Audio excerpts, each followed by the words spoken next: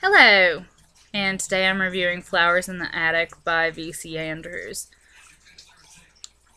They are remaking this whole series, I believe.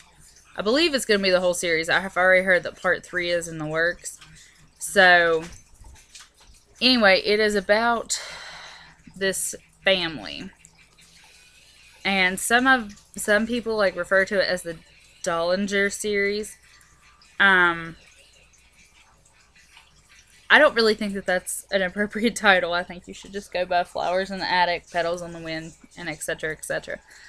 Um, this is a haunting novel. This is not a happy ever after kind of novel. This is a kind of novel that's going to make you think. It'll make you think about child abuse, sinful behavior. I mean, the evil characters in this are forever etched into my mind. I'm not going to be able to get these characters out, which shows the talent of the writer. It's nothing like I've ever read. And just a brief synopsis, it's about this family, and the dad dies, so the mother goes to move in with her parents, and her mother, let me rephrase this. Her dying dad doesn't know that she has children. So her and her mother come up with this scheme to hide the children in a room below the attic. And then they can go up into the attic and play. And they decorate the attic and all this. But it turns into a prison cell, basically. They don't let them outside.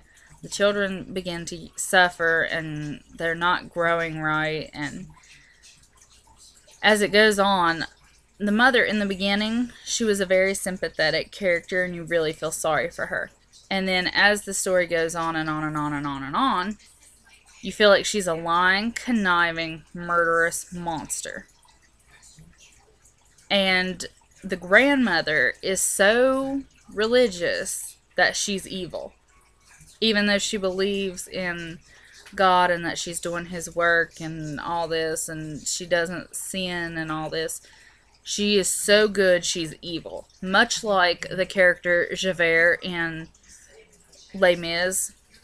You've probably seen the movie. I think it's Hugh Jackman and but anyway, Javert was such a good character. Like, he was so good, he was evil, because to him, any infraction of the law was a capital offense. The grandmother's pretty much the same way. She's blaming the children for the sins of the parents, and she's quite cruel to them. And it also talks a lot about child abuse, because even though this family is rich, when something the father put the kids' mom, Corinne, up on a pedestal when she was a kid. And then when she fell from grace, he just cut her out of his life completely because he was embarrassed by her. So then when she comes back, she has to win him over and everything. And it's really, really terrible because she has to hide her children while she does this. And that's when things start getting really bad for the kids. And then as it goes on, she starts lying and lying and lying even more. And the daughter, Catherine, she catches on really, really fast to what's going on.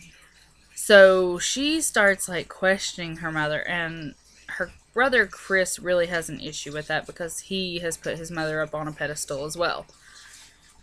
And then we get to the really, really hard part in the book. And then Chris comes to realize the truth at the end. And the ending is not happy. This is not an ooey gooey book that's going to make you happy. It's not. Usually I can read a novel this size in a couple 4 or 5 hours. It took me 4 days to finish this book, because every little bit that I read, I had to stop and think about it because it was so horrifying to me because I'm a mom. And I can't imagine the kind of monster that would deny her children and lock them in a room just for money. But as you go through this novel, you notice that every character has these tragic flaws. Grandmother, like I said, she's so good that she's evil. The grandfather is just corrupt, in my opinion. And the mother, her weakness is money. She loves money more than anything and what money can get her. And she's willing to do anything to keep it. Now, the children, and this is really a novel about sin, because what happens to the youngest boy is really, it's really, really sad, because, I mean, but each character has their own flaw. Catherine is really, I don't want to say mouthy, but she's a lot more defiant. Chris is a little bit too naive. And it's really about them trying to overcome their issues in order to escape from the attic. And it's really, really tragic. So, it's an excellent novel. I give it 5 out of 5 stars. It's a masterpiece of literature because the characters are forever etched into my brain. I'm never going to forget those evil characters. Now, after reading this, I'm really hoping that this next book is kind of happy.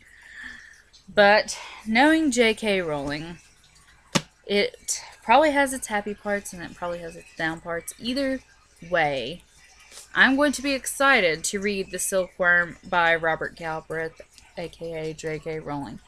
I am super, super excited. And this is the sequel to The Cuckoo's Calling, which was an excellent book.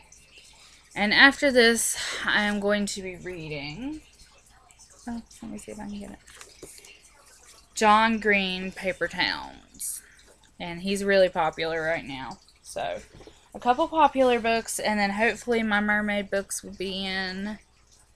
And I'll have something numbing for my mind after all these heavy novels. So, like, comment, and subscribe, and tell me what you think of the Flowers in the Attic movies. And let me know if you've read Petals on the Wind or watched it on Lifetime.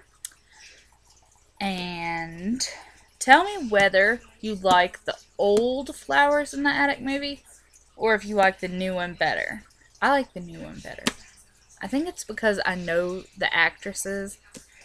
But the old one, I didn't know any of the actresses in there. Or the actors. So, I couldn't.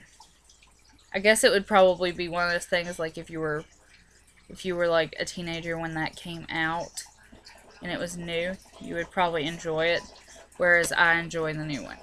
So, like, comment, and subscribe, and tell me what you think.